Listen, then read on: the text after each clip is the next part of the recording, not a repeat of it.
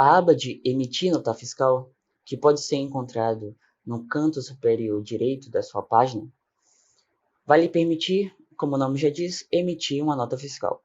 Mas primeiro, para emitir uma nota fiscal, você precisa de um certificado digital.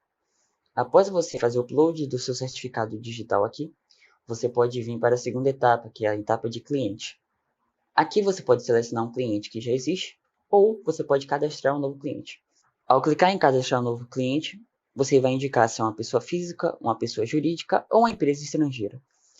Independente das abas que você escolher, você terá que preencher os dados do cliente e após isso clicar em salvar, tanto na pessoa física, quanto na pessoa jurídica, quanto na empresa estrangeira. Na etapa de serviço, você vai poder selecionar um serviço, cadastrar um novo serviço e preencher todos os dados em relação àquele serviço. Após isso, você pode clicar em emitir nota fiscal eletrônica. Se isso não der certo, você vai conseguir visualizar na aba de notas fiscais o motivo da nota fiscal não ter dado certo. Então, você pode comunicar da Ativo Gestão Empresarial para esclarecer o que foi o problema, o que ocasionou e como podemos resolver.